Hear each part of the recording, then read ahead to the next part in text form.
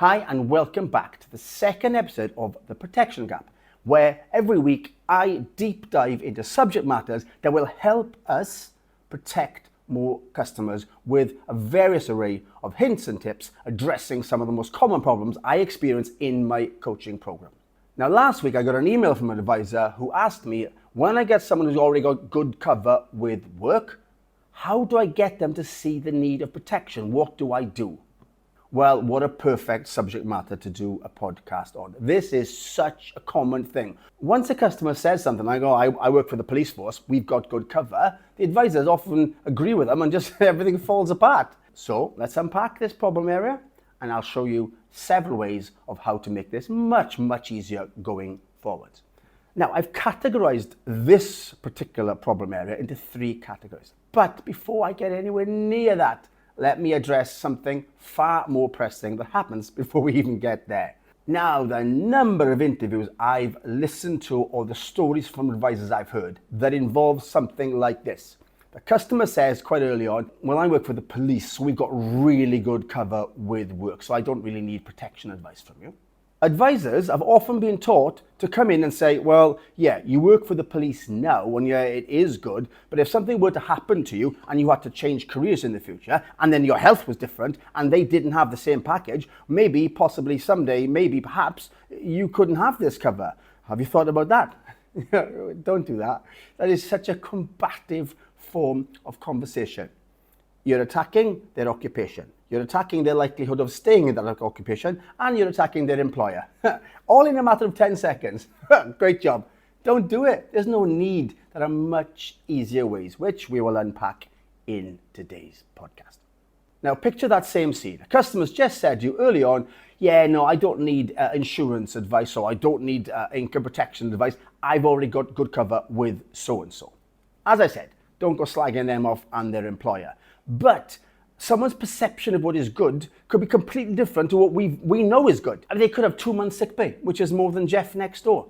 They could have awesome sick pay. We don't know. So rather than just writing down customer has good sick pay, did not wish to discuss, we need to find out what they've got. And I've got a really great process of finding that information whilst encouraging the customer to bring it in and without making them feel like one day you're going to try and flog them something.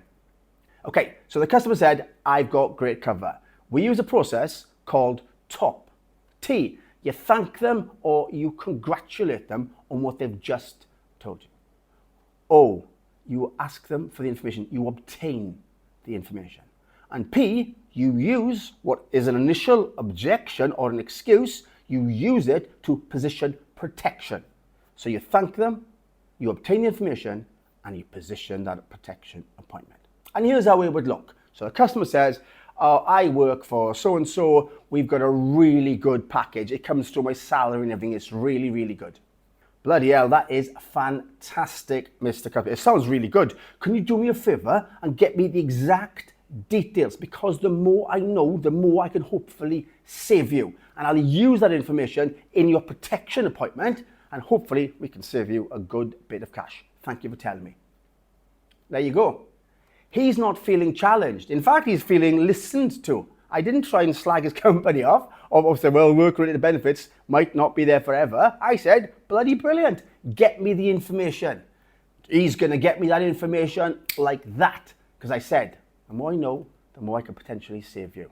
Who is not going to bring that information in? And then I said, I will use this in your protection appointment. And that's right.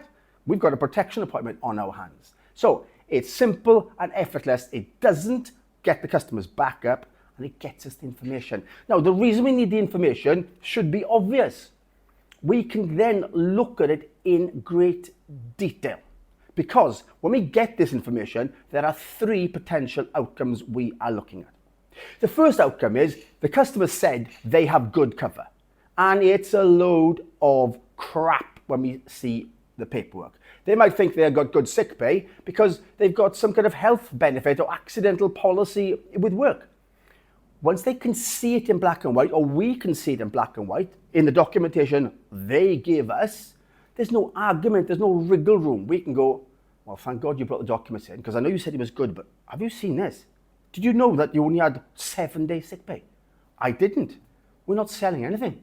we're being helpful, and they give us the documentation that has helped us prove to them that they haven't got what they thought.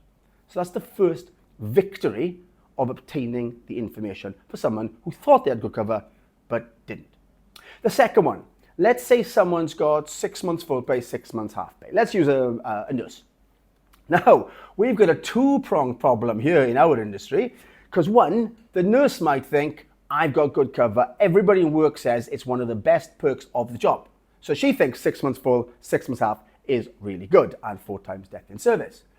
But more often than not, like way more than 50% of the cases, the advisor thinks, oh shit, that really is good cover. Well, if you think that and they think that, we're not going anywhere further with protection sales, because your tone, how you present your advice will be almost apologetic. You're not getting any business. Now, let's pause there for a sec. As I've said in previous videos, if someone's got 6 months full pay and 6 months half, nobody can survive on 6 months half. Could you? I couldn't. So it's the 6 months full pay is the good part of this. Now, if they've got 6 months to go to retirement, that is bloody good cover. Well done, we don't need to advise them. If they've got 6 months left on the mortgage and retirement, hallelujah, what a brilliant product. But who's got 6 months to go when we see them? They've got 20 years, 30 years, 40 years to go. Suddenly 6 months sick pay is not good. It's just a bit less crap than everybody else. So when we present our advice to the customers, we've got the documentation. So we could say, well, I know you said you got good cover, and to be fair, it is better than a lot of people. However, your 40-year mortgage actually means you've got to pay the mortgage and all the bills every month for 420 months in a row. And you've only got enough to cover 6. I'm so glad you give me the documentation. Don't worry, I'll show you easily how to fix this. And because you've got all that free cover with work, it's going to save you a load of money. I can't wait to show you. Suddenly, we're presenting protection advice to someone who thinks they've got good sick pay. That's example 2. Example 3, someone tells you they've got brilliant work-related benefits, and you see the paperwork and they got awesome work-related benefits. 10 times death in service, full IP with no small print in the clauses, they've got family income benefit, they've got critical illness cover, all deductible through salary. Now then, we can't beat that. Now I know you could argue, well, they could change jobs, but in my experience, if someone's in a job with that kind of package, if they do leave, it will be to a similar or better job with a comparable package. So in this case, they've got brilliant cover. We can't beat them on any price. Well, how about just saying, fair play, that is awesome cover. I never see it. Well done on having such good cover. I wouldn't change employers if I were you. That is brilliant. I literally can't do anything to improve on what you've got. Because at the end of the day, what's wrong with doing that? Well, our job is to fill in the gaps with protection. If they haven't got anything, if that person hasn't got any gaps, hallelujah, praise the situation. There are a few things that will happen here. They won't be expecting it. They will be expecting you to nitpick at the policies and try and pull the employer apart. Good luck winning trust in that scenario. But when you say, wow, that is excellent, I don't see it like that very often, you have just gained an extra layer of trust there. Fair play, he didn't try to flog me anything, and he didn't slag off my existing policies. So you gained a customer for life.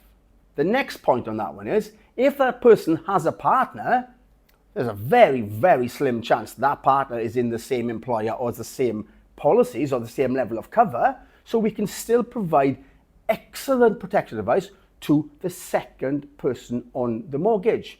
And we won't need to win the first customer over because we've already gained their trust by being honest about their existing cover. So there are the 3 types of customer who think or say they've got good cover, and that is the way to approach each of them. Give it a go and let me know how you get on.